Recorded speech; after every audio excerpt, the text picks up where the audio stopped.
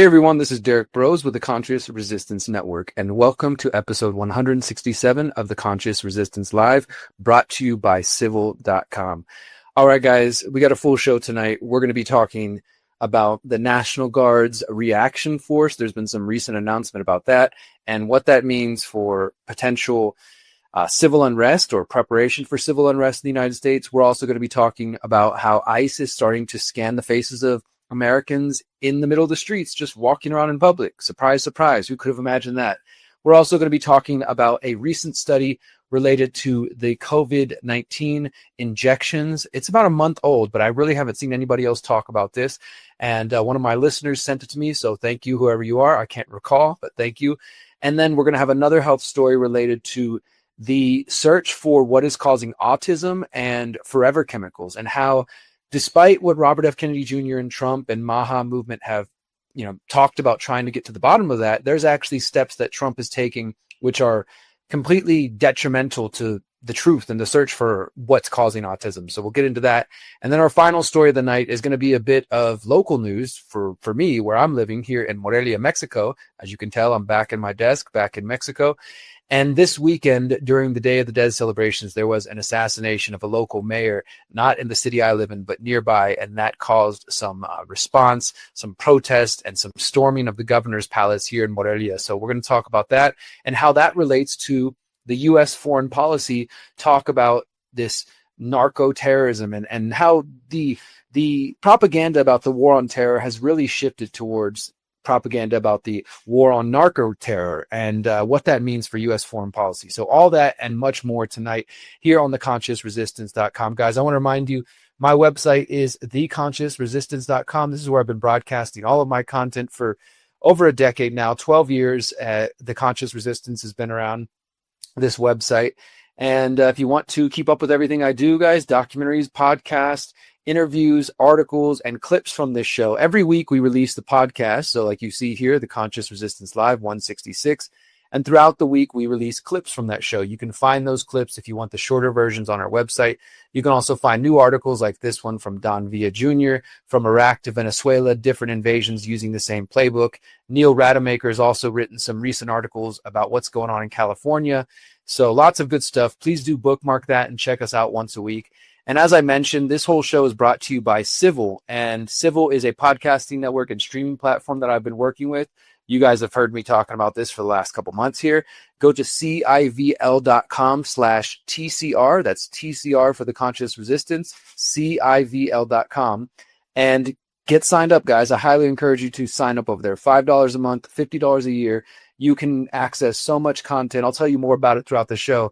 But I want to first tell you that we've been doing this 10-week opt-out challenge that we started October 15th. We've had a couple weeks now. I did the introductory episode. John Bush followed it up talking about financial sovereignty. And last week, I did a deep dive on how to unbank yourself. And I think, honestly, this is the most extensive work I've ever done on that particular topic. It is largely coming from my book, How to Opt Out of the Technocratic State. So if you haven't picked up a copy of the book, which you can see on my shelf behind me, I encourage you to go to theconsciousresistance.com/how-to, theconsciousresistance.com/how-to, and you can learn more about that. But if you want to actually hear me break it down myself, because I go much deeper in this challenge over on Civil than I do even in my own book, then you're going to want to sign up here. And in coming this week, John Bush is going to be talking about anti-fragile resolve. Next week, I'll be talking about how to exit from big tech, and so on and so on. This is going to take us all the way to the end of December. So highly encourage you to check this out. Get signed up over at Civil. Of course, I will put this link in the show notes directly to the opt-out challenge if you want to get plugged in there. Let's not waste any time. Let's go ahead and jump right in to the stories for today. So there's a couple of articles I have here. One is from The Guardian. One is from the Wall Street Journal. One is from military.com, which is, as you can imagine, just keeps up with the military news. And let's start with The Guardian. They all are sort of pointing at the same thing, but I believe it was The Guardian that first reported it. Revealed, Pentagon orders states' National Guards to form quick reaction forces for crowd control. A Pentagon memo details plans to train over 20,000 National Guard members across the U.S. to carry out Trump's order on subduing civil unrest. A top U.S. military official has ordered the National Guards of all 50 U.S. states, the District of Columbia, and U.S. territories to form quick reaction forces trained in, quote, riot control, including the use of batons, body shields, tasers, and pepper sprays. And this is according to an internal Pentagon directive, which was reviewed by the Guardian. This memo, which was signed on October 8th, so just 30 days ago, by Major General Ronald Burkett, the director of the operations for the Pentagon's National Guard Bureau, set thresholds for the size of the quick reaction forces to be trained in each state. So basically saying that most states are going to be required to train at least 500 National Guard members for a total of 23,500 troops nationwide. So they're saying we need at least 500 troops from each of your states to be ready on a moment's notice for these so-called quick reaction forces, and they need to be trained specifically in riot control.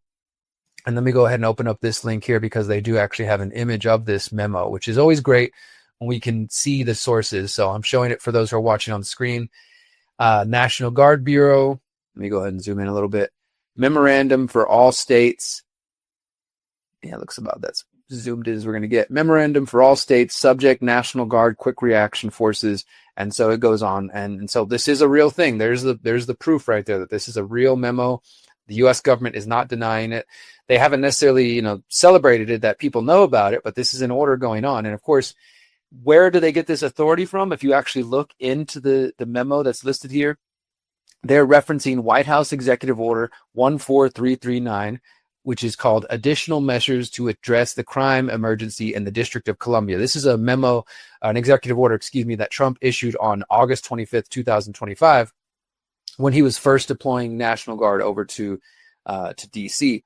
So that same order required the Secretary of Defense to create a, quote, standing National Guard quick reaction force available for rapid nationwide deployment and quelling civil disturbances. And honestly, I think I covered this if we go back to August in my show when this was first happening in DC, because I remember reading that there was this just a couple of references to quick reaction force. And I think maybe the Associated Press reported on it, but it didn't seem like it caught too many people's attention.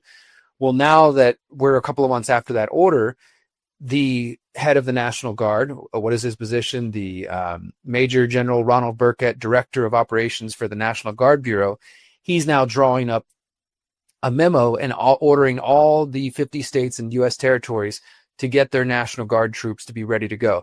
So this order, as I said, is focused on how to mobilize National Guard in the event of civil unrest and to quell riots. Janessa Goldbeck, a former U.S. Marine Corps captain, told The Guardian that the order represented a, quote, attempt by the president to normalize a national militarized police force. And this is something that I've warned about was coming for years, and other people have as well. But I think that it's really becoming clear under Donald Trump that you essentially take the National Guard, which is supposed to be beholden really to the states, not to the feds. But there are scenarios, as Trump is exploiting here, where the feds can sort of federalize the National Guard troops and use them if they, under their own discretion. And that's what's happening in places like Portland, Chicago. Those cases are still being discussed in the courts, but Trump is trying to take National Guard troops from Texas, and the Republican governor, Greg Abbott in Texas, he's happy to send them, but he's also trying to take troops from the state of Oregon and send them into Portland. And so there are certain states that are resisting this, but this is clearly, in my mind, an effort to move towards a federal police force that could be beholden to the president, not just Donald Trump, but to any future president that will do what the president wants when they want it. And it's coming from this memo that I just outlined here. So a couple other quotes here, and we'll move on to the next one. In a worst case scenario, this Janessa Goldbeck, former U.S. Marine Corps captain, she said, in the worst case scenario, the president could declare a state of emergency and say that elections are rigged and use allegations of voter fraud to seize the ballots of secure voting centers. Now, will that happen in the future? It could potentially happen. Donald Trump keeps playing with this idea of running in 2028. And even if he didn't, he might say, hey, you know what? If the Democrats win in 2028, the presidential race, he might say, no, there was all kinds of tomfoolery going around. So we're going to declare that this is an unfit election. We're going to use the National Guard to quell civil unrest and people who are resisting and to stay in power. The Pentagon did not respond to repeated requests for comments. Spokesperson for the National Guard Bureau declined to comment on the concerns that Trump is seeking to normalize a nationalized military police force. A White House spokesperson said the president has lawfully deployed the National Guard to several cities, either in response to violent riots that local leaders have refused to quell or by invitation to assist local law enforcement as appropriate. The president and the entire administration is working to make America safe again, of course. And they even add here, the tremendous results from cities like Memphis and D.C. debunk all of the fear-mongering and lies from The Guardian. The October 8th memo says that the Pentagon will deploy military trainers to every state and U.S. territories as far as Guam, with the goal of making the quick reaction forces operational by January 1st, 2026. So this is not some far-off thing they're putting together. They're trying to get this quick reaction force to be ready to go by the new year. Each state will also provide 100 sets of crowd control equipment to be used to support this requirement. The troops are to be trained to form squad-sized riot control formation, how to employ a riot baton as a member of a riot control formation, how to supervise a riot crowd control operation. National Guard members are also to be trained in de-escalation of force techniques. Well, at least they threw that in there. And each state is supposed to report monthly on its progress.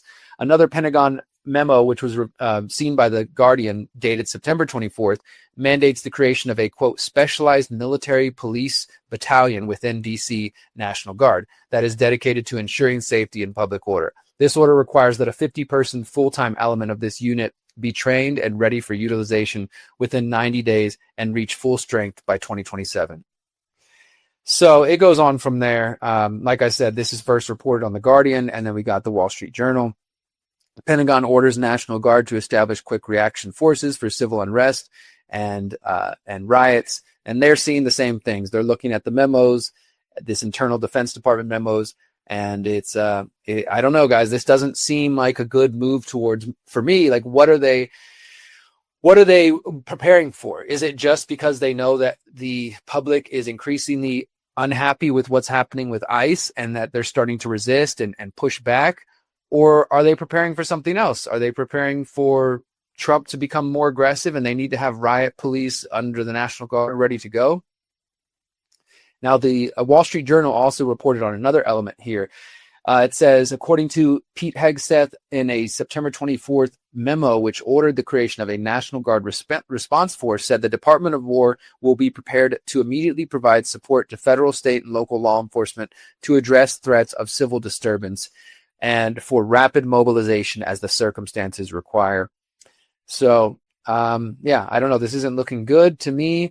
The Wall Street Journal interviewed retired Army Major General Randy Manner, a former senior Guard commander, who said that the creation of dedicated units for crowd control diverts the Guard from its primary mission to prepare for overseas combat and risks blurring the military's traditional separation from domestic politics. That's called posse comitatus, that the military, including the National Guard, is not supposed to be policing local cities. They're not supposed to be involved in local law enforcement. In fact, the crazy thing about this is that while Trump is trying to hype this up as the cities have been in mass, they're war zones, civil unrest everywhere. You see pictures and videos in DC, especially and elsewhere, of the National Guard picking up trash and like cleaning up some of the federal areas, the federal monuments and stuff like that. Clearly, they don't have much else to do. But when they are being actively used, there's typically conflict between the protesters or the local residents and the National Guard, because when you send in a militarized force, it's only going to have the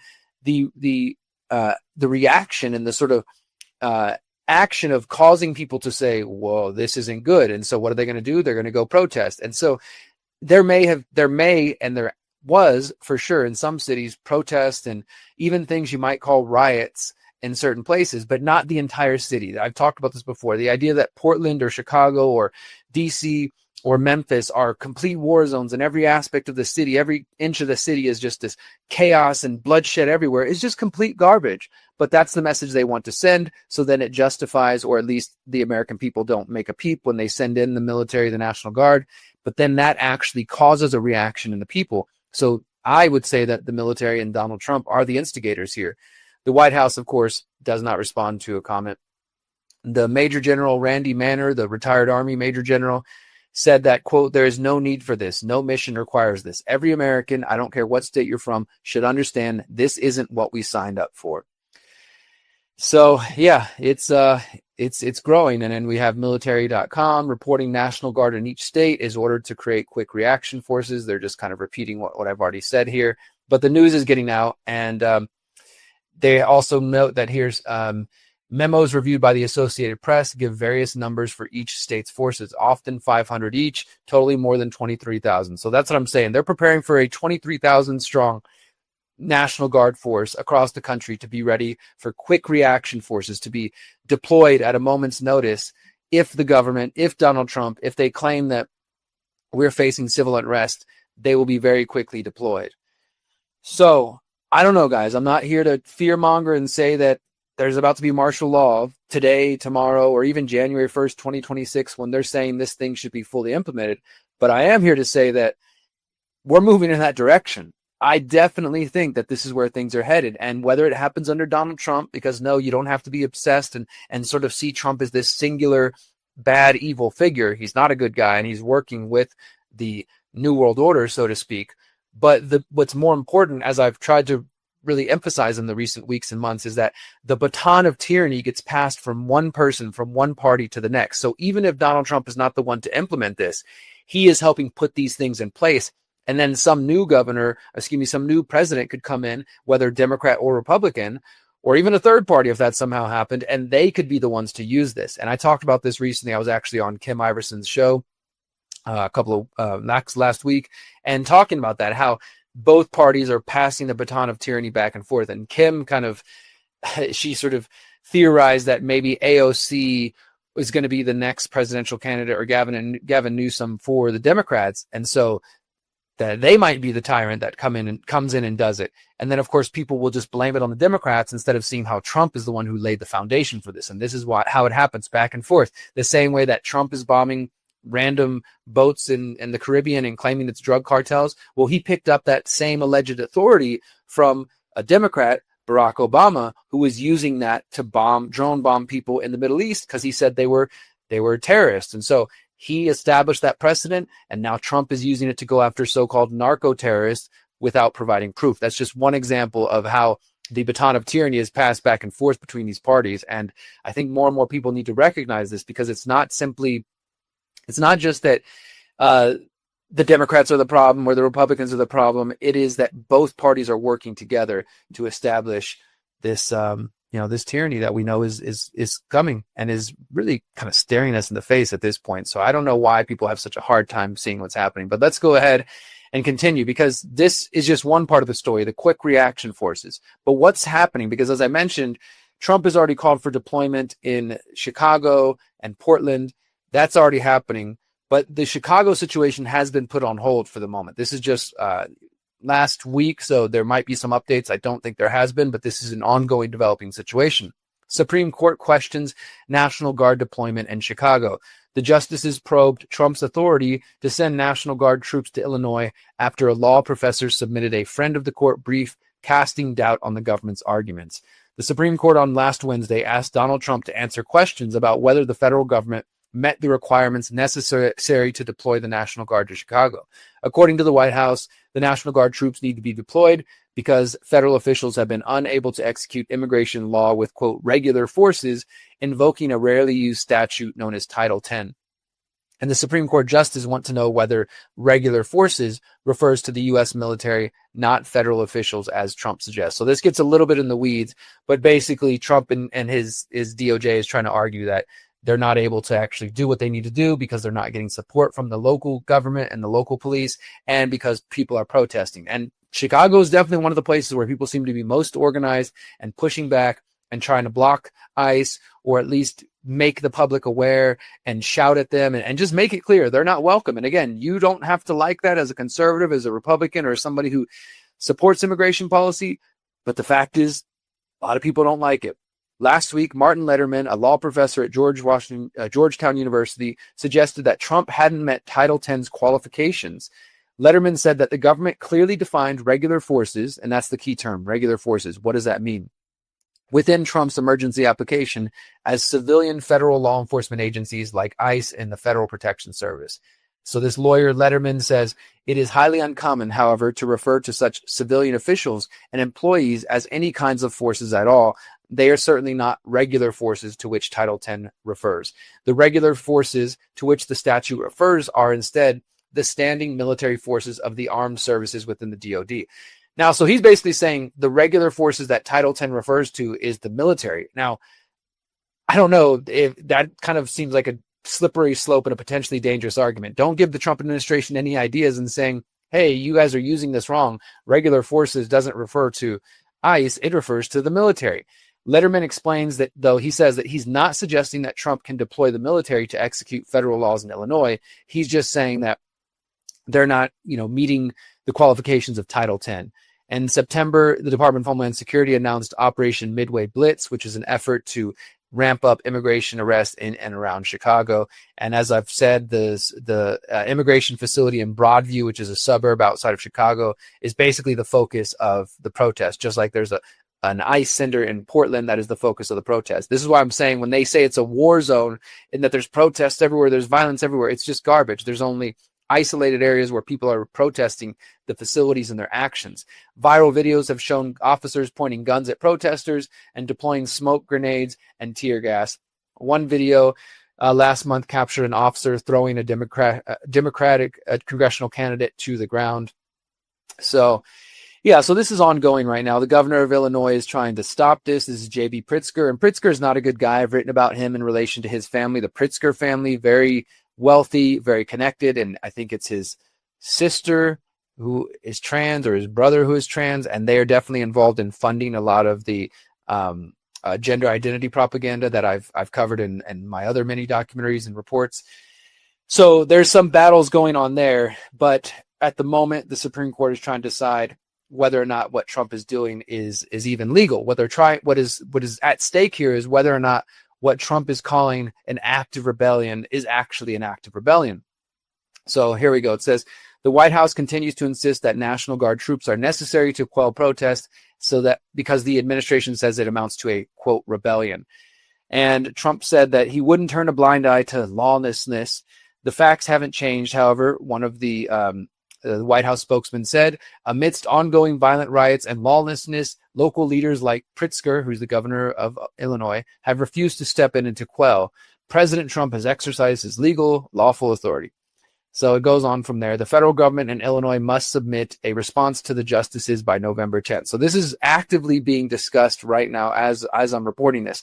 And already 2 lower courts have just said that there is no act of rebellion in Chicago, and an appeals court declaring that political opposition is not rebellion.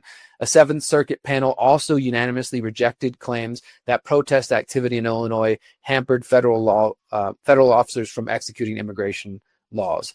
So that's still ongoing, as I said, and at crux, this is just kind of a little bit of an update, as like they're debating this in the Supreme Court now. Is what's happening in Chicago an act of rebellion? I don't think any of us would really look at what's going on there and say it is. But this is kind of par for the course for Trump. He likes to use this big language. Like he's saying, we have an invasion of gang members from Venezuela. We have an invasion of cartel members and gang members from other places coming into the U.S. So that means we need to declare these gangs as transnational terrorist organizations. And in this case, he's saying Antifa and people who are anti-fascist or resisting ICE, that they represent an active rebellion. And I don't think, again, that anybody with their head on straight would say what we're seeing. Sure, is there protest happening? Absolutely, 100%.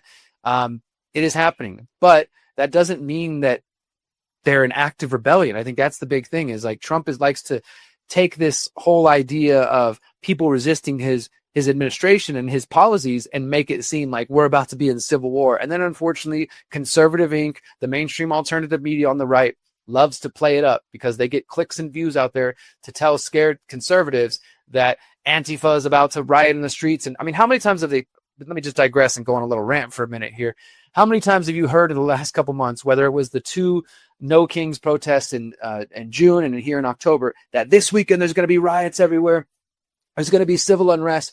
There's just so much garbage being promoted, not just by the right, the left as well. But right now, since Trump's in power, Conservative Inc., the mainstream alternative media on the right, is working extra hard to blow smoke up people's ass and tell them that Trump is the greatest thing ever, and also to spread propaganda about the resistance to Trump's agenda. It's only old white people. It's only radical Antifa terrorists. It's only, paid Soros protesters. It's a civil war. It's a war zone. It's an active rebellion. All this language is dangerous. They're domestic terrorists. They're domestic extremists. And I will again invite all of you in my audience who I think are a little bit more enlightened than maybe some of the crowd out there. Maybe that's just my own bias here. But I think you guys have a bit more nuance and understand these situations. That don't fall into that. Don't listen to the Benny Johnsons of the world and these other garbage propagandists and start playing into that same idea that what we're witnessing is a rebellion, is a civil war. That they don't start using the language of these people and saying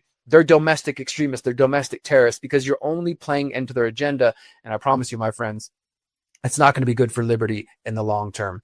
All right, so one last one on this story right here.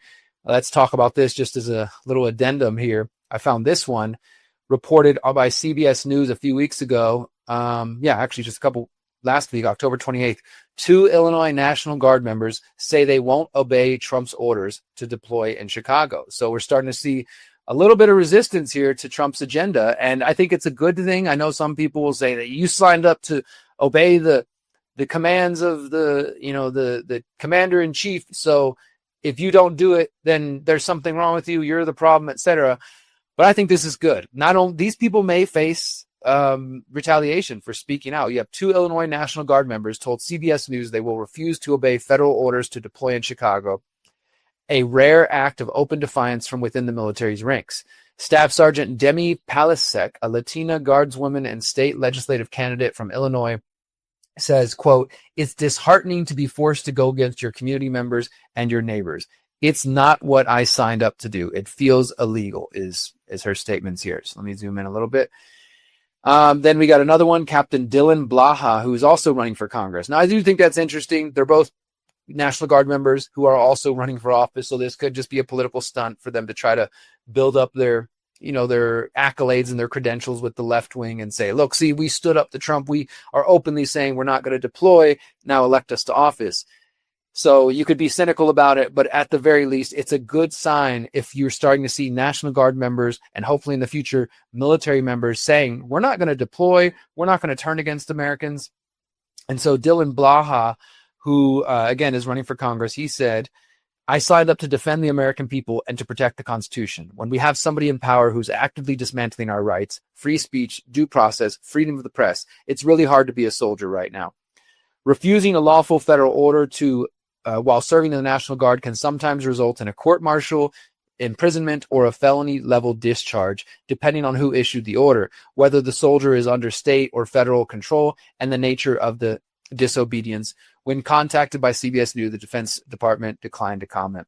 So they asked the lady, Miss Palachuk, if she would refuse a direct order to deploy to Chicago. She didn't hesitate. "Absolutely, I would definitely say no. I'm not going to go against my community members, my family, and my culture. I believe this is the time to be on the right side of history." And then the gentleman said, look at the 1930s, 1940s Germany. There's a point where if you didn't stand up to the Gestapo, are you just actively one of them now?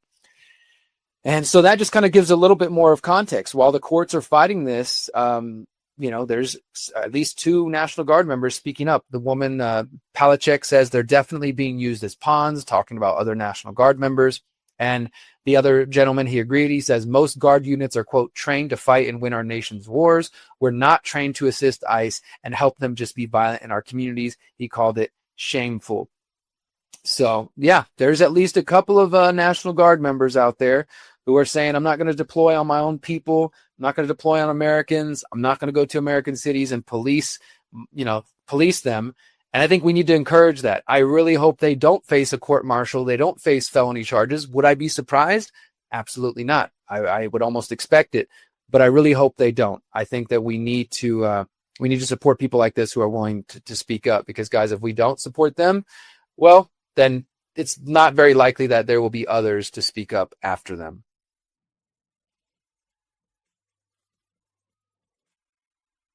Let me tell you now more about Civil, guys. As I mentioned, Civil is the one who's bringing this podcast to you.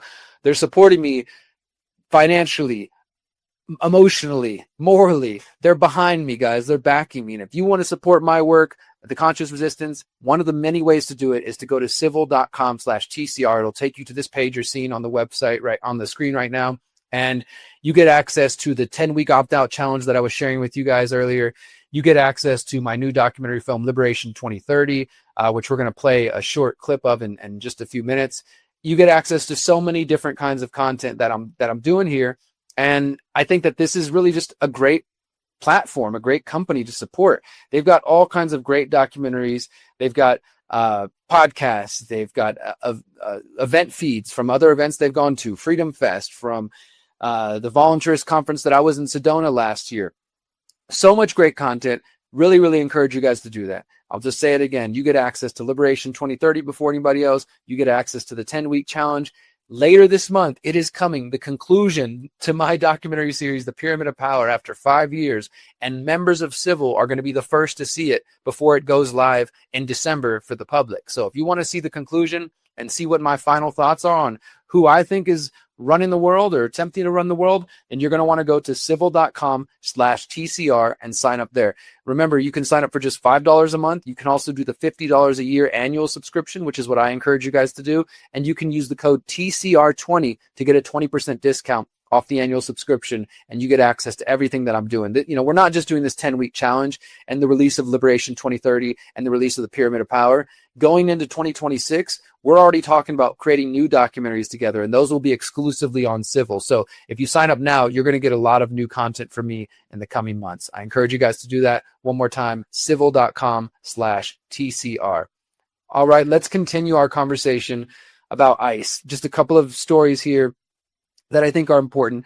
These are both coming from 404 Media. And I want to encourage you guys to follow 404 Media. They tend to have, I would say, more of a left-leaning, potentially progressive bias slightly, but they do great reporting when it comes to foreign policy, when it comes to really calling out Trump's agenda, and not just Trump's agenda, but a lot of important topics. I would say 404 Media, as well as Drop Site News, along with the Gray Zone, are all three good sources for information that, again, if you can go into it understanding they might have a slight left-leaning bias, you can find lots of good content there. And hopefully you're capable of reading things, even if people have a different view, and just getting the good information out of it. This one is called ICE and Border Patrol Agents Are Scanning People's Faces on the Street to Verify Citizenship. Videos on social media show officers from ICE and Border Patrol using facial recognition on people in the field. One expert described the practice as pure dystopian creep. And so if you're watching on screen, let me zoom out a little bit. These are some highlight videos of ICE agents. You see them just literally going up to people, taking a picture of their face, or using a little device to scan their face and then try to confirm their citizenship.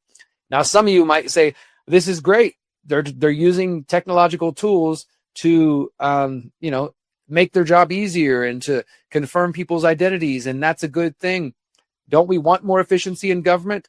I don't want more efficiency if it means more tyranny. And you have a Fourth Amendment as an American citizen, or even as a undocumented person in the U.S. A lot of people have trouble with this, but yes, due process does apply to foreigners, and civil rights and human rights do apply to foreigners. Constitutional rights do apply. So if you're a green card holder, you're a resident, you're an American citizen, or you're even undocumented, so-called illegal, you still have rights.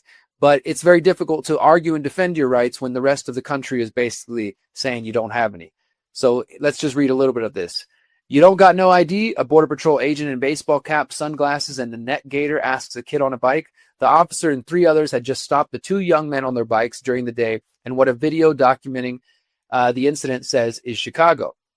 One of the boys is filming the encounter on the phone. He says in the video he was born here, meaning he would be an American citizen. When the boys say he doesn't have an ID on him, which, by the way, is your right to not carry an ID, the Border Patrol officer has an alternative. He calls over to one of the other officers who says, "Can you do facial?" The second officer then approaches the boy, gets him to turn around to face the sun, points his own camera directly at him, hovering it over the boy's face for a couple seconds. The officer then looks at his phone screen and asks for the boy to verify his name. The video stops. And another video of a different incident, this time filmed from the perspective of a driver that authorities have also apparently stopped in Chicago. A group of ICE officers surround the driver's side window. One of the officers wearing a vest from ICE and Enforcement and Removal Operations, ERO, tells one of the coworkers the driver is refusing to be ID'd. The second ICE official then points his own phone camera at the driver. I'm an American citizen, so leave me alone, the driver says. All right, we just got to verify that, says one of the ICE officers, with some of the group peering at the phone. The officer with the phone points the camera at the driver again, asks him to remove his hat. If you could just take your hat off, it'll be a lot quicker. I'm going to run your information. These videos and others, which have been reviewed by 404 Media, show that ICE and Border Patrol are actively using smartphone facial recognition technology in the field, including in stops that seem to have little justification beyond the color of someone else's skin. Then looking up their information on the phone, including the person's identity and potentially their immigration status. It's not clear which apps the officers are using. 404 Media previously revealed that that ICE has a new app called Mobile Fortify, which scans someone's faces and is built on a database of 200 million images. And I encourage you guys to look more into that. I will be doing an investigation soon on Mobile Fortify, who's making it, what's behind it, and where is that database coming from. The app queries an unprecedented number of government databases, so there you go, government databases, to return the subject's name, date of birth, alien number, and whether they've been given an order of deportation. These videos are evidence that the more high-tech ambitions of the Trump administration mass deportation campaign are now a reality. And I just want to point out about this that I kind of called this here. In fact, let me go ahead and pull up my article real quick just so I can show you guys that I was warning you. So I have it pulled up here, just a couple of articles I wrote, both at the beginning of Trump's administration. This one's recent. Big tech and AI firms are winning under Trump's second administration. That's continuing. Meet the spyware companies preparing to unleash their tech during Trump's second term. I wrote this right after the election, and just showing you, because of the calls for immigration enforcement, big tech companies are winning. NSO Group, among others, and as well as the private prison industry, they're winning big under Trump because of the enforcement of the immigration laws in this militaristic way. And then just another one, a little reminder, I wrote this back in December last year. Federal government watchdog warns the DHS surveys Americans without a warrant using more than 20 technologies. So they have all the tools they want to scan you and to monitor you. Now they're using facial recognition apps, just walking on the streets and just scanning the faces of regular people who they suspect might be illegals. And of course, they're using profiling based on person's skin. So there are videos showing that Trump's using these things. ICE is using these at Home Depot. Of course, Home Depot's been a big site of conflict over the last year. Allison McDonald, an assistant professor of computing and data science at Boston University, says, quote, "From these videos, it seems like ICE has started using live facial recognition in the field." She previously worked at Georgetown Law University, which has reported on the rise of facial recognition. I've reported on their reports and how these are posing a danger for American citizens. So here you can see is a screenshot of one of the videos. In fact, it appears that it's an X video. So let's go ahead and see if we can just open that up real quick. Matthew Griglia, a senior policy analyst at the Electronic Frontier Foundation, says, quote, "The growing use of facial recognition by ICE shows us two things: that we should have banned government use of facial recognition when we had the chance, because it is dangerous, invasive, and an inherent threat to civil liberties, and any remaining pretense that ICE is harassing and surveilling people in any kind of precise way should be left in the dust." Because there's no precise aspect of this. They're literally just going up to people and saying, "Can I do a facial? Can I scan your face?" And it's increasing, guys. So that's one thing. And here, let me just go ahead and show this. This is a video from Twitter. DHS investigate a potential illegal alien in West Chicago. Loudmouth Lupe Esquire from my previous video can be seen in the background with the orange hoodie. DHS agents were incredibly patient and respectful during this investigation. So this person's obviously favorable to ICE and what they're doing here. But the point is that this video shows the use of this face scanning in the field, and why people don't see that as a problem is beyond me. Here's one more from 404 Media, also related to facial recognition. This was just reported on Halloween, so just 4 days ago. You can't refuse to be scanned by ICE's facial recognition app, according to a DHS document. Immigration enforcement does not let people decline to be scanned by its new facial recognition app, which the agency uses to verify a person's identity and their immigration status, according to an internal DHS document which is obtained by 404 Media. This document also says any face photos taken by the app, called Mobile Fortify, will be stored for 15 years, including those of U.S. citizens. So they're going to have your stuff till 2040. Think about that. The document provides new details about the technology behind Mobile Fortify, how the data it collects is processed and stored, and the DHS's rationale. As I pointed out a moment ago, they are now scanning the faces of people in the open streets. And now this document is saying you can't even say no to it, which I'm not surprised. But again, this is a complete violation of the Fourth Amendment. The document called the Privacy Threshold Analysis, a PTA, says ICE does not provide the opportunity for individuals to decline or consent to the collection and use of biometric data photograph collection. A PTA is a document that DHS creates in the process of deploying new technology. It is supposed to be used by DHS's internal privacy offices to determine and describe the privacy risks of a certain piece of technology. So according to the document, which was dated in February, Border Patrol and ICE are jointly submitting this new mobile app PTA for the ICE Mobile Fortify mobile app, a mobile application developed by Border Patrol and made accessible to ICE agents and officers operating in the field. So the document says Border Patrol is supporting ICE as a technical service provider to carry out requirements of Trump's executive order protecting the American people against an invasion.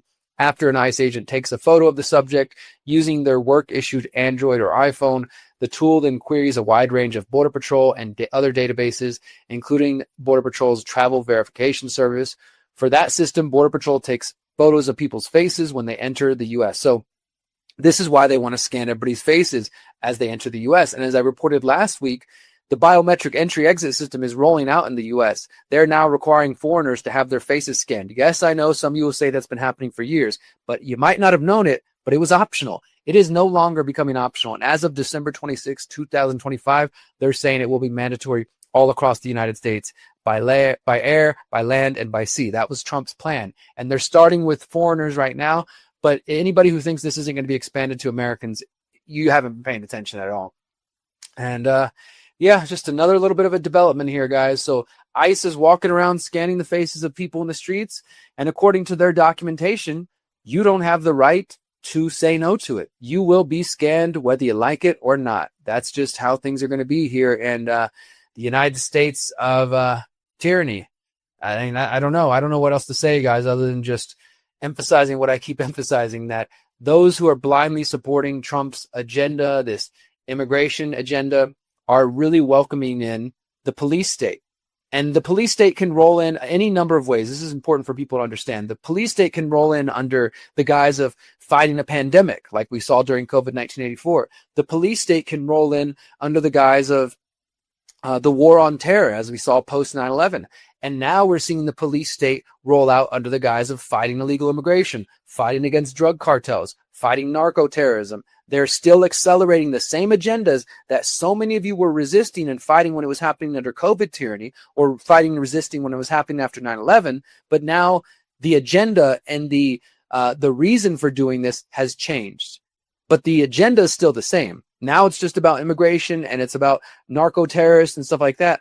But the same agenda is rolling out. Tyranny, surveillance, loss of privacy, loss of liberty, technocracy, and eventually digital IDs. Right now it's face scanning, biometrics. It's going to lead to digital IDs. I guarantee you they will say that digital IDs are necessary to fortify the elections, or digital IDs are necessary to make sure that no illegals are entering the country. And if you're just blindly supporting this, my friends, sorry to say it, but you are supporting your own enslavement. You might not see it right this moment, but that's where it's headed, my friends. There's no way around it. So please, please, please keep questioning this immigration agenda that Trump is pushing forward, especially if you are somebody who thinks that immigration is a problem and that we should do something about it. Okay, you can be for immigration enforcement, and you can also say, but I don't support these tactics. I don't support masked men going in, rounding up people and tear gassing and flashbanging people in their homes. I don't support violations of the Fourth Amendment. I don't support violations of posse comitatus or due process. You can hold both thoughts in your mind. I know that's hard for some people, but you can. For me, personally, I'm against all of it. I know where this is headed, and I really, really hope people wake up to this ASAP. Guys, I want to remind you that the best place to support the conscious resistance, besides signing up over at Civil, is going to be going to our website and buying some of our shirts. We have all sorts of awesome shirt designs. I'm currently wearing the You Are a Creator shirt right here. We got the brand new Liberate All Life. We got Revolution Without Healing is a Recipe for Disaster. That's a quote from my first book. You are a creator. We got the exit and build shirt. We don't want voting. We don't want violence. We don't want apathy. We're going to exit and build the new paradigm. Holistic anarchism, which is something I've written about in my books and talked about over the years. No masters, no slaves. We took that Illuminati all-seeing eye pyramid and inverted it. And a lot of people don't notice on the back behind the pyramid, there's the equal sign because there's no masters, no slaves. We're all equal. So we take their symbols and we invert them. We turn them upside down. The conscious resistance with just our logo, and probably our most popular one, you are powerful, you are beautiful, you are powerful, and you are free. And each of these shirts you can buy, most of them, maybe I think 1 or 2 designs are only available in black, but for the most part, you can mix and match colors and designs. We do have some of them available in female cut tanks. Most of them are just unisex t-shirts. And if you want to go there, buy a shirt, buy a book from me, from our website directly. That's the best place to support our team, support what I do here. If you buy a shirt, the funds go directly to me and my team so we can support each other and keep doing this important work. So thank you guys so much if you go ahead and get a shirt. And also, you know what? If you have bought a shirt from the Conscious Resistance, or if you're going to buy a shirt, send me a picture of you wearing it. I would love to share on my social media feed all the great people who are buying these messages and spreading them throughout the world, because I hear from so many people, these shirts are a great conversation starter. They wear them to yoga. They wear them to the local community meetup. They wear them around and people ask, that's awesome. Where did you get that from? Or it starts up a conversation. And before you know it, you got new friends who are paying attention to the world. So check that out over at theconsciousresistance.com. Now, these next 2 stories are going to be focused on health. I talk about health topics here and there over the years, and this one is really important. I don't have a whole lot to say other than just trying to bring it to your attention.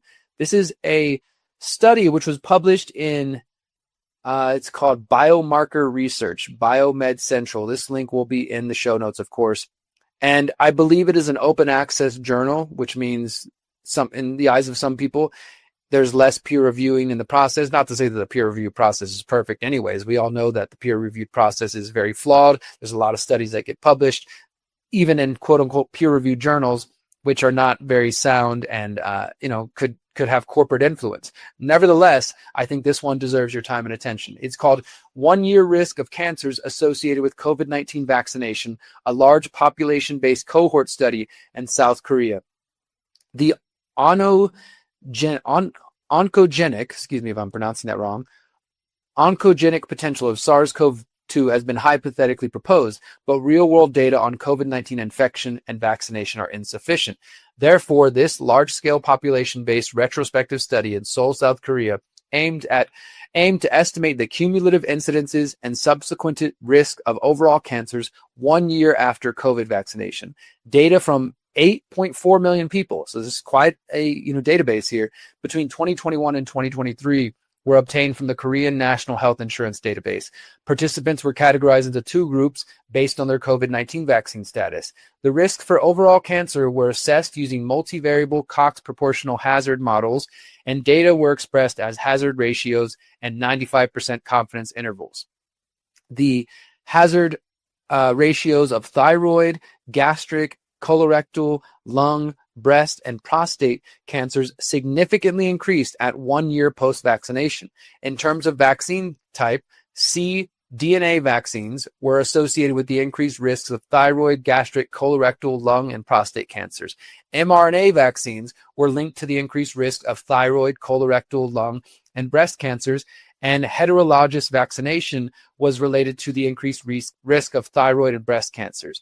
Given the observed associations between the COVID-19 vaccination and cancer incidence by age, sex, and vaccine type, further research is needed to determine whether specific vaccination strategies may be optimal for populations in need of a COVID vaccination. So this isn't like the researchers are trying to say COVID vaccines are giving everybody cancer.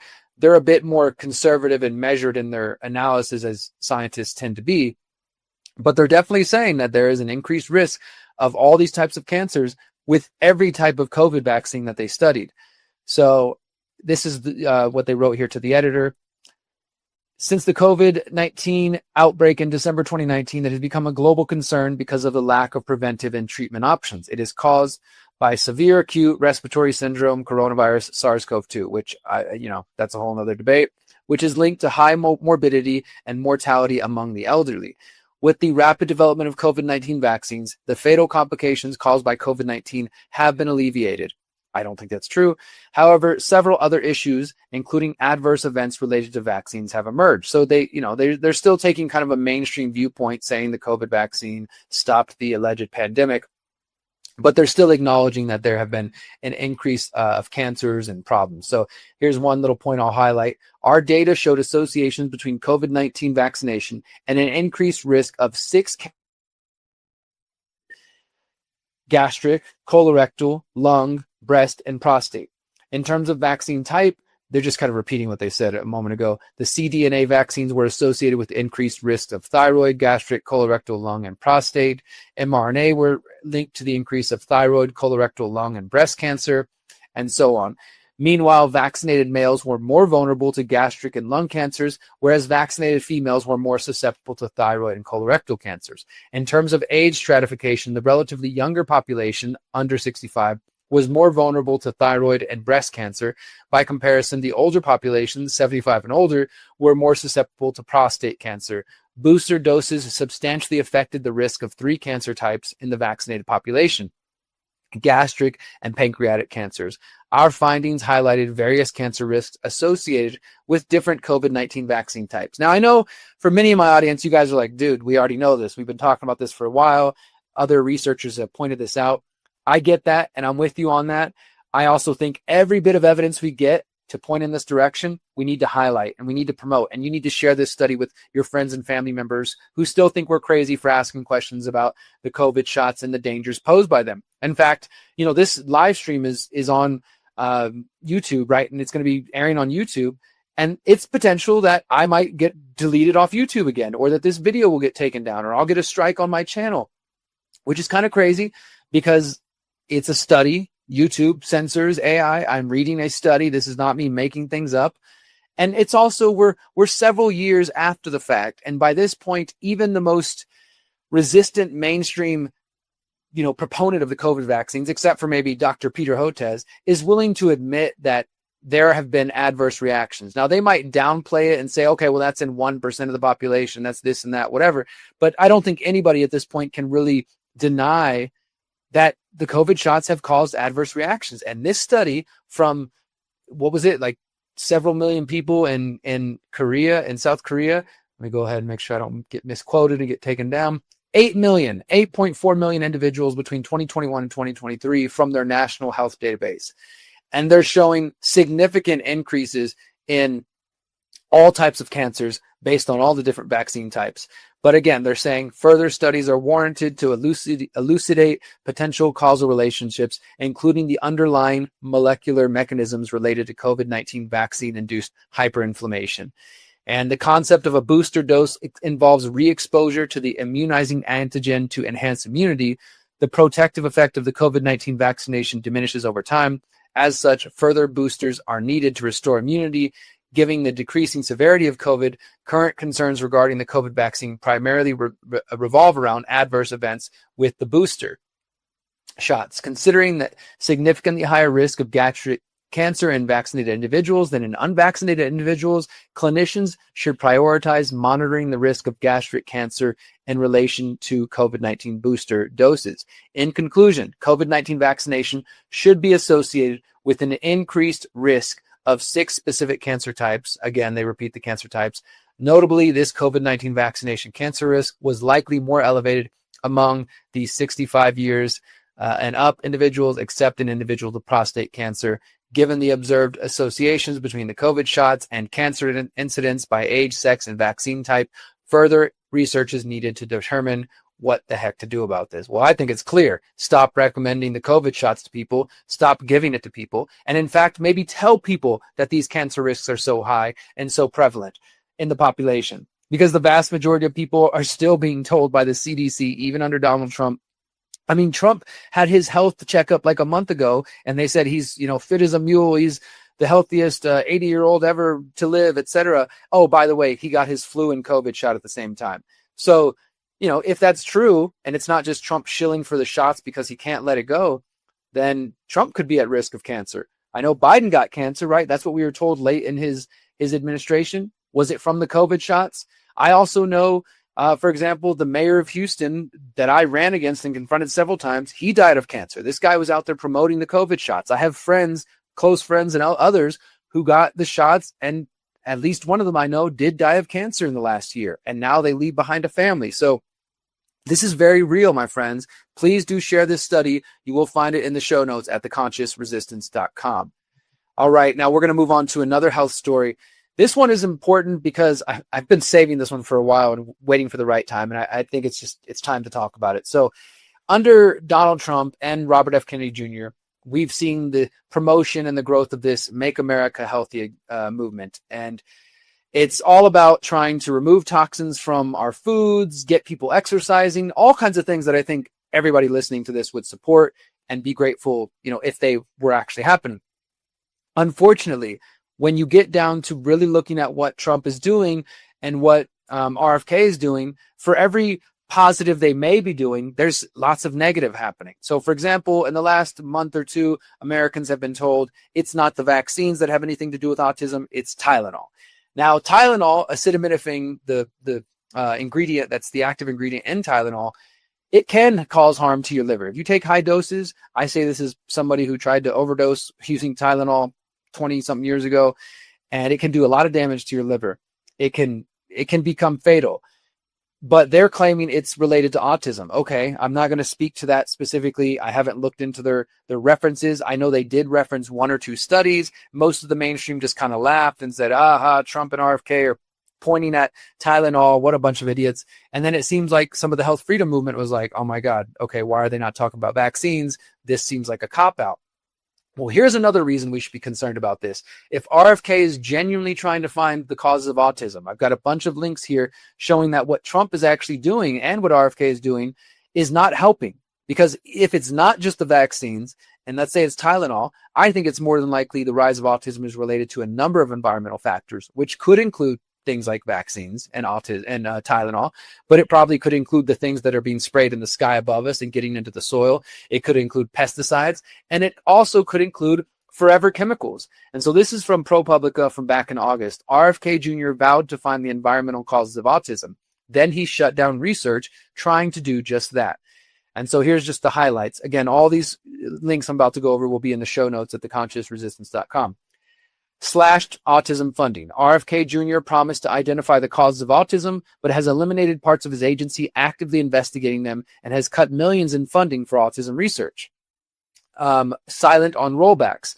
Once an ardent environmentalist who took on big polluters, RFK has been silent on Trump's dismantling of efforts to combat climate change and pollution. Again, I'm not a big, proponent of this climate change theory stuff, but it's absolutely true that Trump and some of the funding that he's getting rid of was focused on fighting pollution and trying to find solutions to that.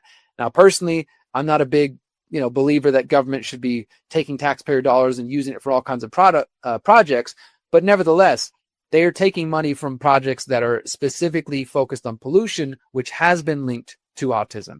Conflicting priorities. RFK Jr. helps lead an administration that is reversing regulations on pollution and chemicals, including some linked to autism. That's the big thing here, is that the steps that Trump is taking and that RFK is sort of by his relationship supporting and condoning are going directly against their efforts to find out where autism is coming from.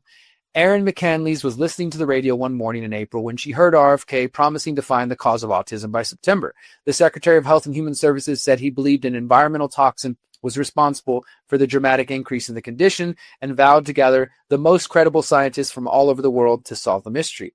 Nothing like that has ever been done before, he told in an interview.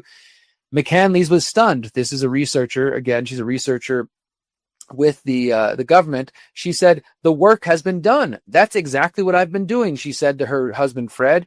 She's an epidemiologist, or she was, at the National Institute for Occupational Safety and Health, which Kennedy oversees. And she said she has spent much of the past 2 decades studying how parents' exposure to workplace chemicals affects the chance that their child will have autism. Just 3 weeks earlier, she had been finalizing her 4th major paper on the topic when RFK eliminated her entire division. Kennedy also has overseen tens of millions of dollars in cuts to federal funding for research on autism. So, I mean, right there is like you've got a woman within the government, National Institute for Occupational Safety and Health, who is an epidemiologist who says she's written several papers showing that there's workplace chemicals that parents are exposed to that are linked to autism and may be causing the rise in autism. And instead of promoting that, working with that, they decided to get rid of that. And now they go on here and talk about how, he's an anti-vaxxer. So we'll skip past that. Again, it's important to be able to use discernment and nuance. You can read an article like this and you can skip past the garbage that when they're like, oh, these are just a bunch of crazy anti-vaxxers. As Kennedy promotes his new initiative, ProPublica has found that he has also taken aim at the traditional scientific approach to autism, shutting down McCanley's lab and stripping funding from more than 50 autism-related studies.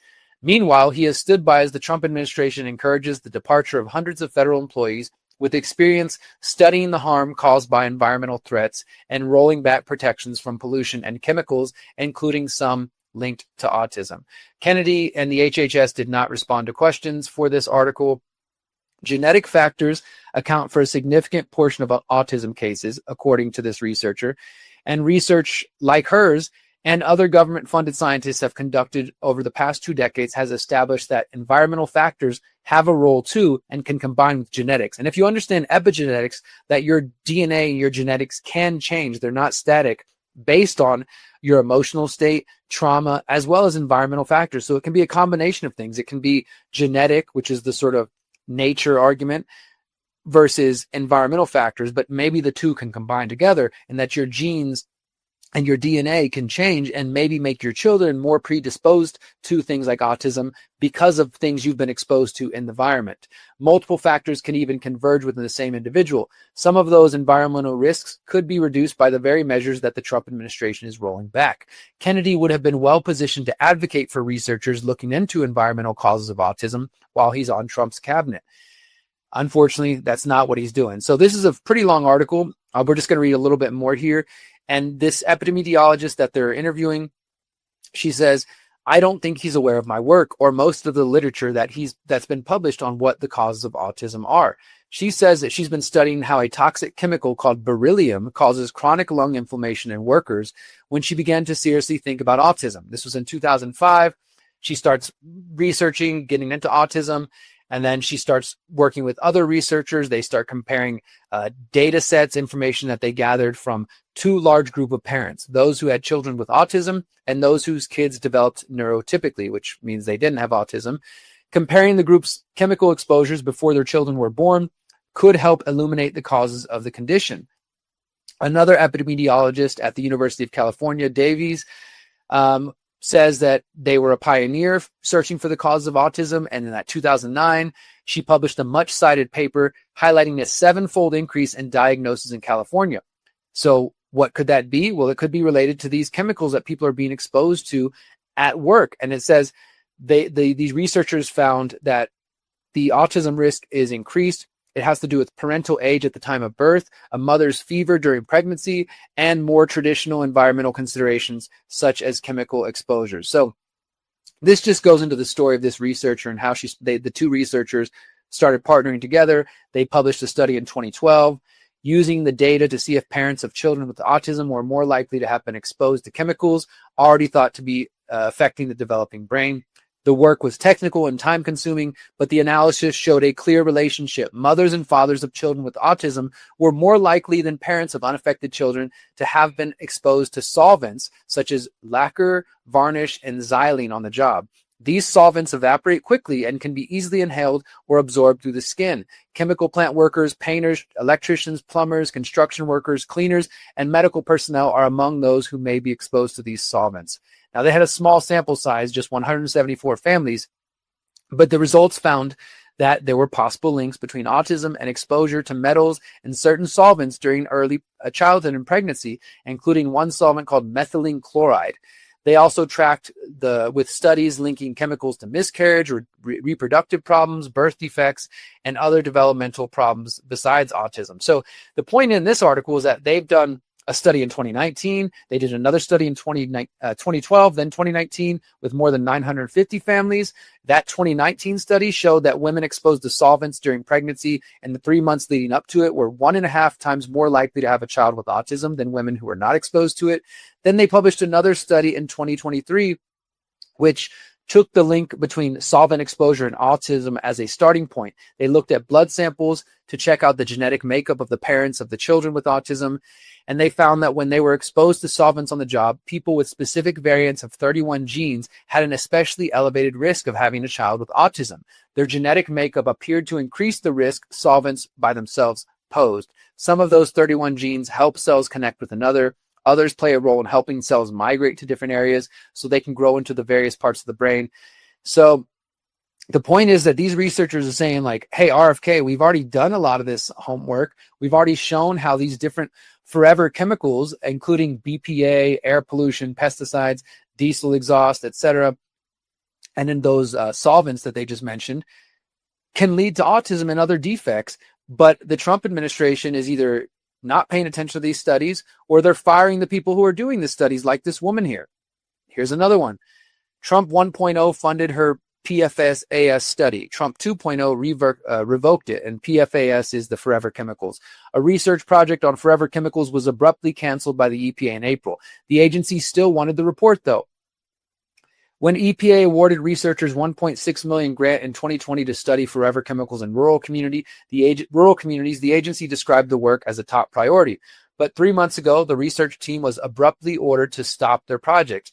In contrast to the EPA's support during Trump's first administration, the current administration defunded the research because it no longer, quote, advanced program goals or agency priorities. And so this just goes into another story of how people, who are researching forever chemicals and how that could be connected to autism and just forever chemicals in general are being defunded under Trump's second administration. Here's another one. This is the big announcement. This is where Trump decides to reverse a rule by Biden. This is one of the good things that Biden did, or whoever was, was the puppet master of Biden that they did. EPA announces it will keep maximum contaminant levels for PFOA and PFOS. These are forever chemicals. EPA intends to provide regulatory flexibility and holistically address these contaminants in drinking water.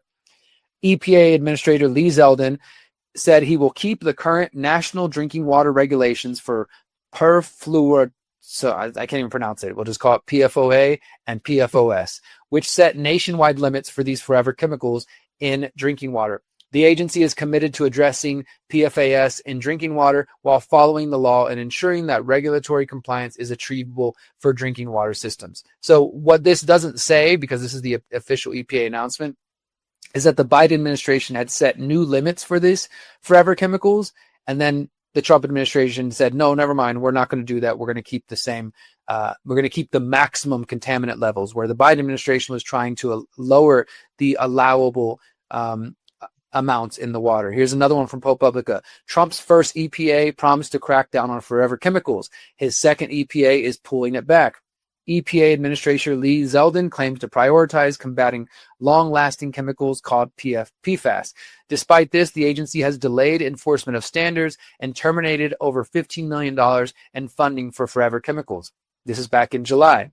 I will include this in the show notes as well, because these are just more examples how they're cutting research into forever chemicals. They are limiting efforts to regulate or ban those forever chemicals.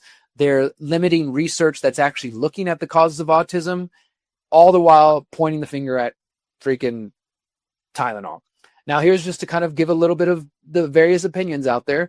According to a January 2023 study finds little evidence of link between autistic traits and forever environmental chemicals. Kaiser Permanente analysis of the ECHO program data is the largest study to date on autistic traits in children and forever chemicals. It says that they found suggestive evidence of an association with autism-related traits in children for just 1 of 8 forever chemicals studied. This was published in the journal Epidemiology, found a modest increase in autism-related traits in children exposed to PFNA, but no association with the others. So this study is basically saying, like, no, forever chemicals are all good. I haven't looked into this. There could be some industry funding behind it, or it could be what it says, and there's just other variables here. But let's look at some other reports. Researchers find forever chemicals impact the developing male brain. This is more recent, July 2025, University of Rochester Medical Center. Forever chemicals have been widely used in consumer and industrial products for the better part of a century, but do not break down in the natural environment. New research from the Del Monte Institute for Neuroscience at the University of Rochester suggests that they are not safe, finding that early life exposure to PFHXA may increase anxiety-related behaviors and memory deficits in male mice. Although these effects were mild, finding behavioral effects only in males was reminiscent of the many neurodevelopmental disorders that are male-biased, said Anya Majewska, professor of neuroscience and senior author of the study, which is published in the European Journal of Neuroscience. Research has shown that males are often diagnosed with neurodevelopmental disorders such as autism and ADHD at a higher rate than females. The researcher says, quote, this finding suggests that the male brain might be more vulnerable to environmental insults during neurodevelopment. So that will give you that link and you guys can check it out. And here's another one. This says prenatal exposure to forever chemicals linked to autistic traits in children, study finds. This is July 2025. This is coming from scipost.org, which is a psychology website. So remember, I showed you that other one a couple seconds ago that said in 2023, they only found one association with one forever chemical. But here we are 2 years later, and this study is saying prenatal exposure to forever chemicals can lead to autistic traits. New research suggests that exposure to certain synthetic chemicals during early pregnancy may be linked to a higher likelihood of autistic traits in children. The study found children whose mothers had a higher levels of exposure to a chemical called perfluorooctanoic acid, PFOA, in their blood during early pregnancy were more likely to show signs of social and communication difficulties by age 4. Now, let me just go back real quick because I think that is the same chemical here. Let's check this one out. So this one said study finds little evidence between autistic traits and forever chemicals. And I think it was the same one. Yeah, no, this one was a different one. PFNA. So they said that was the only one that they found, that was the 2023 Kaiser Permanente study, but we go to this one in 2025 and they're pointing at another one, PFOA. So it's slightly different. Then they're also pointing to another forever chemical called PFHXS, which was more strongly associated with autistic traits in children who had a higher inherited risk of autism. So these studies are coming out, guys. The data is out there. I'm going to give you a couple more here. This is from December 2024, the Journal of Hazardous Materials, prenatal exposure to forever chemicals, genetic factors, and autistic traits, evidence from a Shanghai birth cohort. Prenatal PFOA exposure was associated with an increased risk of autistic traits in children at the age of 4. Increased risk was mitigated by self-reported pre-pregnancy folic acid supplementation. Prenatal exposure to PFHXS exposure and genetic predisposition may collaboratively contribute to an elevated susceptibility to autistic traits in children. That will be in the show notes as well. And one more here. This is, what's the study called? Go up to the top. Excuse me, where is it at? Okay. The effects of parental occupational exposures on autism spectrum disorder, severity, and skills in cognitive and adaptive domains in children with autism spectrum disorder. This is from July 2025. And let's just go ahead and look at what it says here. It's talking about autism. Let's go to the conclusion. Let's just click this. The statistical analysis showed that ASD severity was most consistently associated with increasing estimates of exposure during the index period, 3 months prior to pregnancy until the birth of the child, to phenols, ethylene oxide, and pharmaceuticals. These findings suggest that each of these types of occupational exposures may play a role in severe ASD phenotypes. That's autism. Furthermore, occupational exposures to plastics, polymers were consistently and significantly associated with poorer cognitive skills, deficits in adaptive skills, lower composite measures of both cognitive and adaptive functioning, and increases in several aberrant behaviors. With such robust findings, the evidence presented here indicates broad neurodevelopmental impact from workplace plastics polymers. So again, this is just more and more evidence showing the concerns and how these various chemicals can be associated with autism. So all of these links will be in the show notes for you guys to peruse and take a look at. I just want to kind of, go back to my original point here, which is that if RFK is claiming he is focused on getting to the root cause of autism, and they're telling people that it's Tylenol, but meanwhile, they are ending studies that were ongoing. They're firing people who were already studying the impacts of polymers and solvents and forever chemicals. And we have numerous studies over the years building up showing that forever chemicals are linked to autistic traits and various neurodevelopmental disorders. But those are the same types of regulations that Trump is rolling back. So they're rolling back regulations. They are ending funding and getting rid of people who are doing studies in this area. And instead, they're telling you to point the finger at Tylenol. They're not even talking about vaccines. They're saying it's Tylenol. They're not talking about forever chemicals. Yes, I know there have been times where RFK has talked about environmental exposures. That's great. Talk is nice, but you got to look at the action. And the Trump administration, with RFK's help, is actually working against what they claim they're fighting for. So how is that MAHA? How is that Make America Great Again? I mean, I don't think it is. I don't think it is. I think it is more bullshit designed to get you to support politicians and people who don't have your best interest at heart. And I would love to hear all of you in the comments who were supporters of MAHA or who voted for Donald Trump specifically because of this MAHA movement. What do you think about this? Have you been fooled? Am I missing something here? Is this irrelevant? What do you think? Let me know in the comments.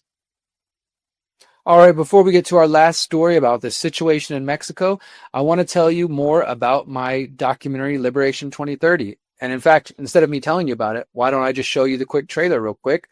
And then if you are excited, you're interested, you can go to civil.com/TCR and you can sign up and watch this before anybody else. Check it out real quick. In 2016, the World Economic Forum and Forbes magazine published a short essay titled, "Welcome to 2030. I own nothing, have no privacy, and life has never been better."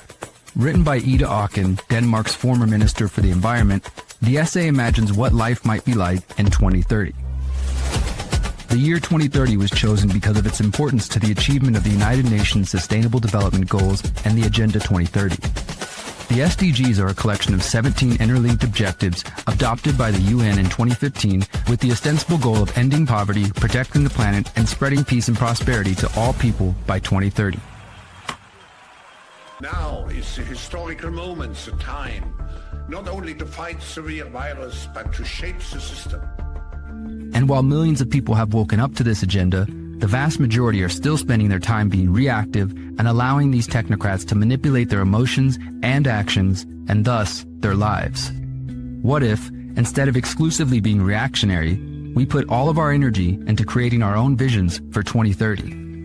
If we know we reject the technocratic Great Reset and Agenda 2030, then we must spend time getting to know exactly what we are seeking to create. Instead of, you will own nothing and be happy in 2030, perhaps we can make it, you will be thriving and you will be fulfilled in 2030. The answer completely depends on every single one of us. The future generations are depending on us to build an alternative to the technocratic vision.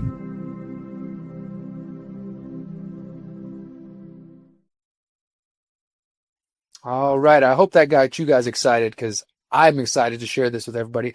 I've been getting great reviews from everybody who's watched it over at Civil. Thank you guys for signing up. Thank you for watching it, for the kind comments. Like I said there, I mean, this is my vision of trying to create an alternative to Agenda 2030. People are so reactive, so focused on they, them, those, and they spend very little time focused on what you can do. It's 2025, guys. We're a couple of months away from 2026. You got 2026, 27, 28, 29. 4 years until we get to 2030. And I think more of us need to start thinking about what we're going to do for our lives and our family instead of focused on they and them, because otherwise there's just going to be nothing to do but accept the digital IDs, biometrics, facial recognition. But if you work day and night to get to the point where you are taking care of your family and you're the one in charge of your life, then maybe you'll get to Liberation 2030. Maybe you'll have a different life after all. All right, let's get to our final story of the night. This is a bit, as I said, of local news, what's been happening here in Mexico.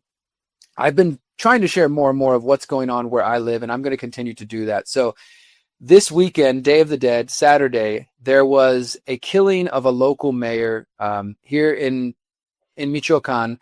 He was a mayor of a city called Urapan. And I'm going to show you this. This was a video. I actually watched this a couple weeks ago, coincidentally. This was released over the summer. About the fight against the cartel in Urapan, Michoacan. And the mayor His name was Carlos Manzo. He was elected in the elections last year specifically for his efforts to fight and combat the cartel, because the Mexican people, despite what a lot of people out there think that, Mexicans just accept the cartel and are okay with it. No, there was a lot of people, a lot of Mexicans who are sick of it and who want somebody to come in and do something about it. And they don't get a lot of help from the federal government, of course, because there is definitely, as I'm going to show you guys in a few minutes, some interactions and some connections between the feds in Mexico and the feds in the U.S. and the cartels. There's some interesting connections there. So people are sick of this. And this guy ran on a campaign of he's going to actually do something about it. And I will include the link to this mini documentary in the show notes, because it's really interesting to watch, especially now that he's been killed, because you can see in the comments, if you want to translate to Spanish or translate to English or just read the comments in Spanish, people are like, wow, this video is even more meaningful now that he's dead. This guy had big balls and he stood up. Well, unfortunately, he was murdered this weekend by cartel members. But, we're not 100% certain who it was, but it's obvious that it was related to his fight against the cartel. So here's a few headlines I'll show you.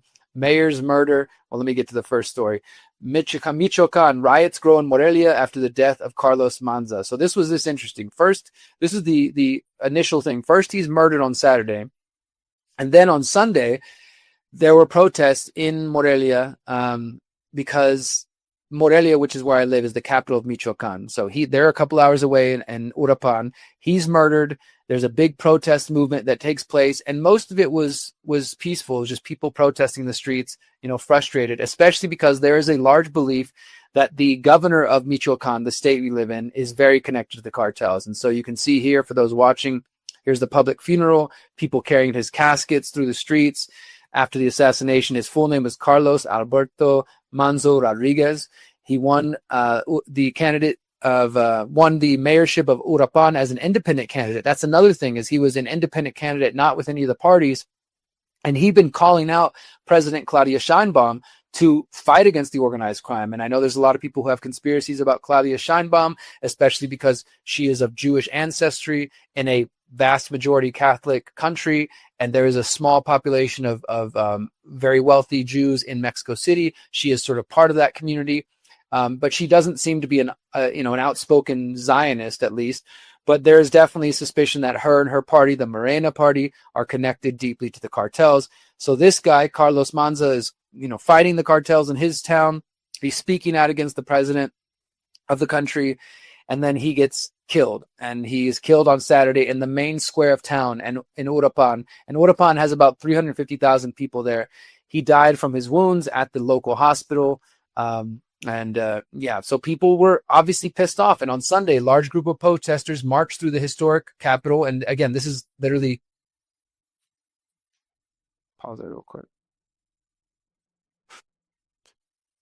So here in the city where I live, on Sunday in Morelia, a large group of protesters gathered in the centro, and they were protesting. They were upset. They were frustrated. Like I said, they were calling out the alleged connections between the cartel and the governor of the state. And outside of the government palace, it's actually the palace of the governor, protesters shouted slogans such as "Justice for Manzo," "Enough with all this crime." And a small group of protesters, which are sometimes described as encapuchados, people in hoods, or infiltrators. This is like what you would say in the U.S., Black Bloc, Antifa. They started basically breaking into the palace. They carried out vandalism. They were breaking windows, destroying furniture. There's videos of some people throwing Molotov cocktails. And, people were cheering this. People were definitely, I think, supportive in some ways. Ultimately, the police came. They used tear gas. They used rubber bullets to disperse the protesters. The Michoacan Attorney General's office said that 8 people, both men and women, were arrested in connection with the damage of the buildings. Here you can see some of it. And here you go. I mean, who are these people? Who are they paid by? Could they be infiltrators? Could they just be angry young people, which Mexico is full of course, who are just pissed off? And so they just come in and throw things down and cause chaos. Protesters accused the state government of killing Manzo and called for Ramirez Bedoya, who is the governor, and the Morena party to get out of the office. So, people are frustrated. They say they killed the best mayor of the the state. And here's a little bit of clip from Twitter. Let me go ahead and show this on screen. This is people marching through the streets during his funeral. This guy had a lot of support, man. He was actually somebody willing to take on the cartels. And so this is a sad day for justice in Michoacan and in Mexico. I'll show you a couple other views here. Protesters storm government building in Mexico after killing of local mayor. You can see some pictures there. I think we got a video. Let me go ahead and show you this video. Again, you see masked men. They're not all masked. Some of them just look like young people who are angry. And unfortunately, like I said, that's common in Mexico as well as the U.S. and many parts of the world. You know, I tend to think things like this are sort of like a release valve. There's a guy throwing a Molotov cocktail into the government building. Another guy comes up in a moment, and you can see there's gasoline all over everything. So this guy throws the Molotov in there, and then he lights the fuel on the ground so that it'll spread like crazy. And he's careful not to light himself on fire. Like I said, in some ways, I think this is a release valve where people are just angry and they need to express themselves. So they come in and they cause destruction. And then other times I do wonder if these are truly infiltrators, provocateurs that are just going to justify more government violence and more policing. It's not completely uncommon in Mexico. For better or worse, people like to fight the cops in the street. Sometimes cops get attacked. They get Molotov cocktails thrown on them. Michoacan, riots grow in Morelia after the death of Carlos Manzo. Here's some more photos of people grabbing the fences and stuff like that. I will include all these in the show notes. And here's just another report we'll go ahead and play. This is more video of people inside the governor's palace. And this is in the Centro. I bike by this. I go by this place all the time. And people always spray paint and tag the building. So again, it's not uncommon. But this is following the death of this mayor who was extremely popular, and people are now pissed at the governor. He tried to come to the, I think the memorial or even the funeral, and people were yelling at him, telling him to get out. Like, you're the cause of this. You're responsible for this. We're just going to skim through some of this. This is a 20-minute video, but you can see protesters who are screaming and yelling, and people are upset. People are upset because this mayor who stood for something was assassinated on Day of the Dead, and I'm sure that is intended to send a message. Now, this gets me to the larger point. Where is this headed? In my view, this could be about trying to get U.S. support to come into Mexico. We've already seen talks of that, as I've been covering in recent weeks, how they're talking about Venezuela, and they're talking about, you know, sending U.S. forces and U.S. troops over there into Venezuela. But it does seem like there's definitely an effort to do the same thing in Mexico. And it really, honestly, I'm like, nah, that would never happen in Mexico. But why should I be surprised based on everything we know about the U.S. government and the way they're working? Look at this, just literally days after, within days and hours of this assassination, Trump administration is planning new mission in Mexico against cartels, current and former U.S. officials say. This was just reported yesterday. New operation would include U.S. troops on the ground in Mexico, striking drug labs and cartel leaders, according to current and former U.S. officials. Now, this is a complicated thing because, like I said, many Mexicans, they support Carlos Manzo and his effort to try to get rid of the cartels. Mexicans don't want the cartels here. They don't want them affecting their lives. Mexicans would love some peace and some normalcy. And at the same time, Mexicans, like I think most people around the world, are very weary of the idea of the U.S. government coming into their country and, you know, bringing in soldiers and troops or bringing, drones. There's already surveillance drones in the U.S., but now they're talking about bombing Mexican cartels. And of course, inevitably, that would probably lead to civilian deaths. I don't know, guys. There's conspiracy theories online that Carlos Manzo's assassination, not only is it intended to send a message to anybody who would stand up against the cartel, but there's conspiracy theories that Claudia Sheinbaum had something to do with it. I don't know that there's evidence for that. There's also conspiracy theories that the assassination was allowed to happen in order for the U.S. to say, look, see, stuff is happening over in Mexico. Assassinations are taking place. We need to go in there. This is the justification that we've been looking for. And unfortunately, the reality is that assassinations are somewhat common in Mexico and have been for decades. There's lots of propaganda online. I'm sure there's somebody right now getting ready to type in the comments, oh, during the presidential race, Derrick, there was a 30 different assassinations of presidential candidates. Claudia Sheinbaum was clearly trying to get rid of the competition. I've seen that promoted on my own channels and pages. That's not true, guys.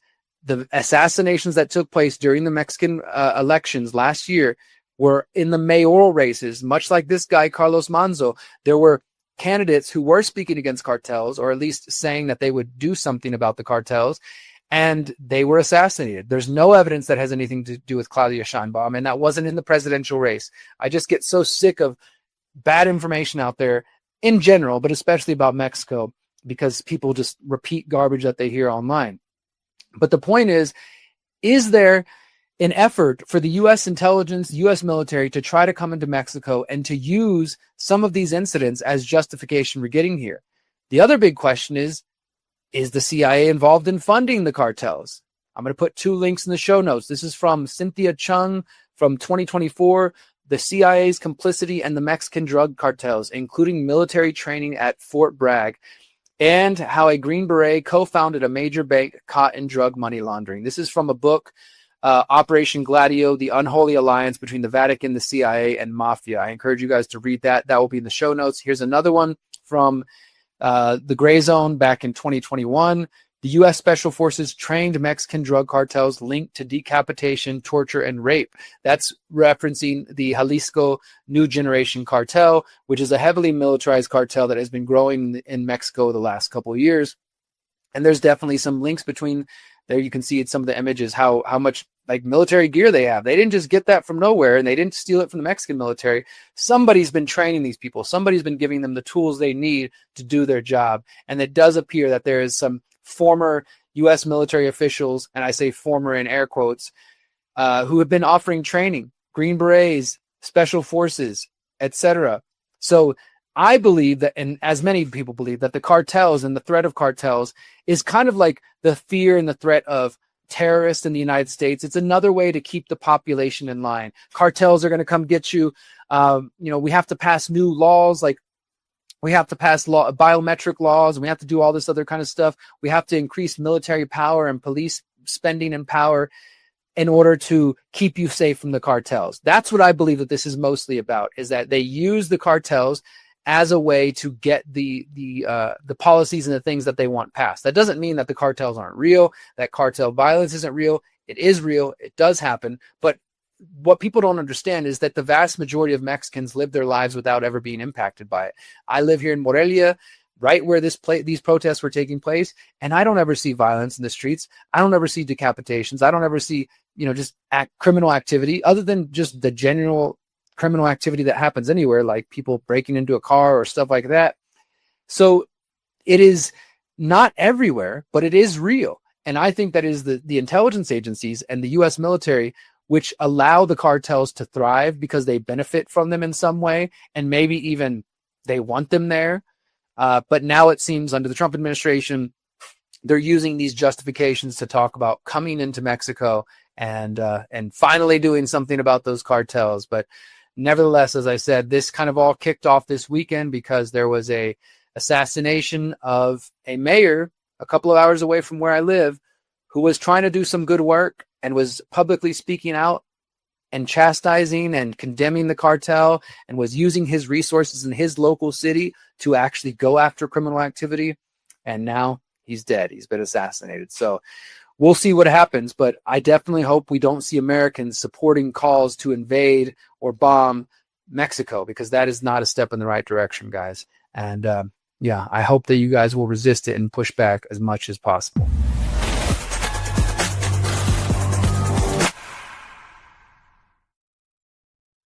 All right, guys, that is it for today. We are going to end the show here. Want to remind you guys, if you want to support my work besides buying t-shirts, you can go to theconsciousresistance.com/invest. Send me some checks, some cash, some love mail, some hate mail to my P.O. box. I checked my P.O. box recently, guys, and there was nothing in it. I was very sad.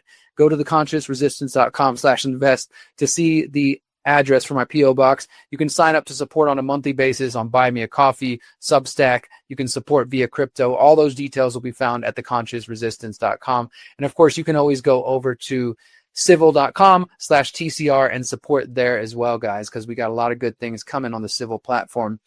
Thank you guys for being here today. ICE is expanding. They're getting ready with quick reaction forces, preparing for civil unrest. They're starting to scan people's faces everywhere they go, all under this guise of fighting narco-terrorism and fighting illegal immigration. The MAHA movement seems to be pretty much a failure and another psyop and fake out, because while they claim they're trying to get to the root of the causes of autism, they're actually slashing funding and getting rid of scientists who've been pointing at some of the causes, like forever chemicals and solvents and polymers and some of these other workplace chemicals that people are exposed to, and new studies showing that the COVID shots are leading to cancers. It's tough out there. There's a lot going on, guys. And like I said, here in Mexico where I live, people are trying to find a way to achieve normalcy and get to a place where there's not criminal activity everywhere infecting the government and cartels and mafias and things like that, without giving the U.S.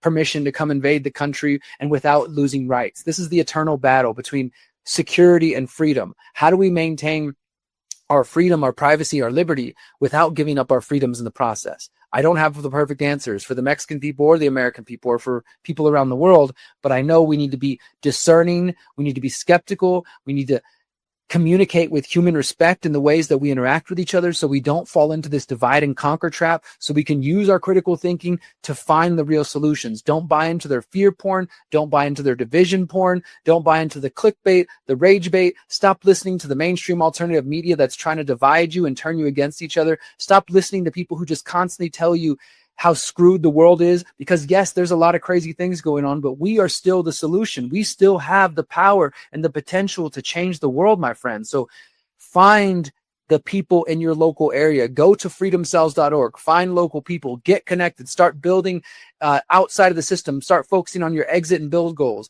join civil and start taking our 10-week opt-out challenge. Download my book at theconsciousresistance.com/how-to. Solutions are available, my friends.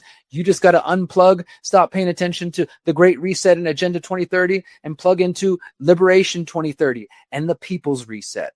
And in fact, speaking of the People's Reset, I just want to remind you guys again, this is the event I host every January, and it's coming up January 28th to February 1st. It's going to be a great time. 5 days here in Morelia, Mexico, in the beautiful mountains of this lovely historical city.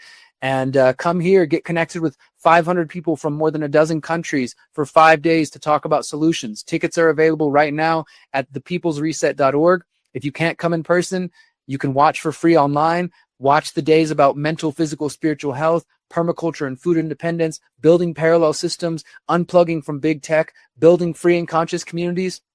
And if you can come in person, you're going to get to meet all these hundreds of other freedom lovers, these solutionaries. You're going to get conscious music. You're going to get ceremonies. You're going to get workshops, 30 plus speakers.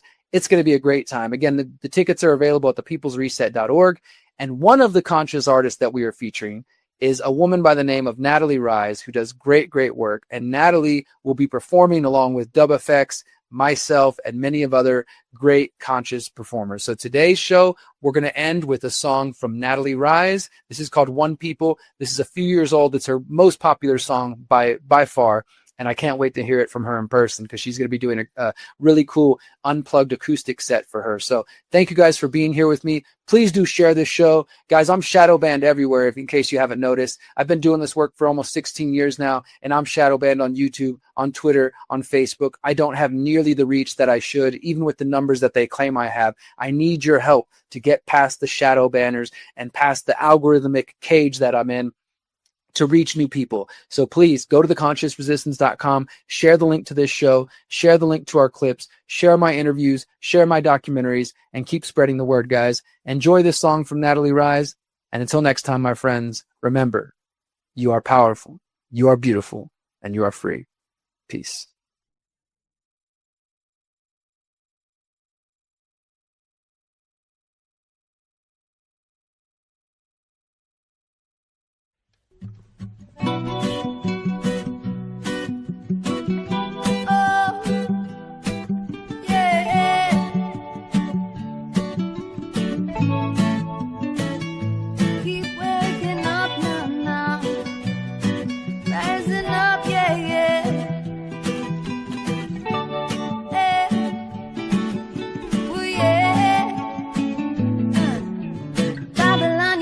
Critic enemy, You create more problems than you got the remedy.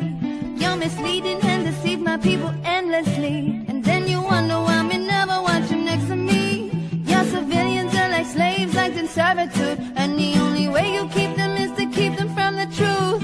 While your institutions keep indoctrinate the youth. We hear you speak of hope and change, then you leave no proof, Babylon, you're smart, now this is more than true. But when the people wake on up, they'll come straight after you. There's no escaping from the plans we got set out for you. You see your men, women, and children coming after you, Life with you's illusion, not reality. And for anyone who wants some peace, you name insanity. You subdue my people with stories and fantasies. False governments, false courts, false authorities in there. All nations, one people, one destiny, yeah.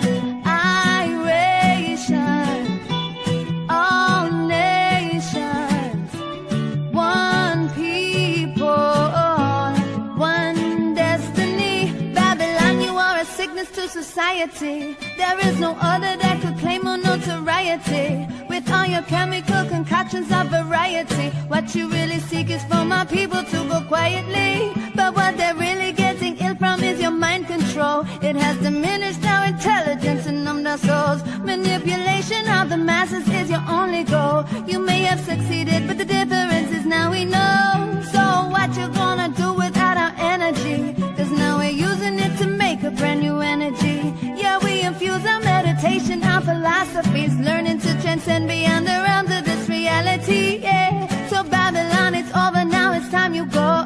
When one foundation's a rotten, you can't go no more. So lift your eyes and set your sights upon that door. And get the out of our lives, don't come back no more in it. Iration, all nations, one people, one destiny, yeah.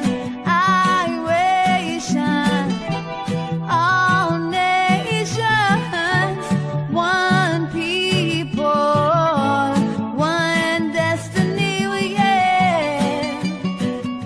Music's the healer, the healer. She's the healer. Music's the healer, the healer. She's the healer. Oh, the healer. Oh, in this iration, yeah. All nations, one people, one destiny, yeah. Iration, all nations, one people, one destiny, yeah.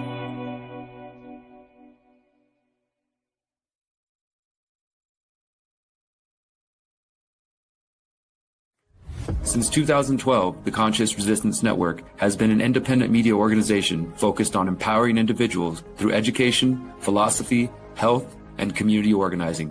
We work to create a world where corporate and state power do not rule over the lives of free human beings. Our motto is leading by example and helping others in their pursuit of freedom. Visit theconsciousresistance.com to find our articles, documentaries, interviews, podcasts, books, and more. Remember, you are powerful, you are beautiful, and you are free.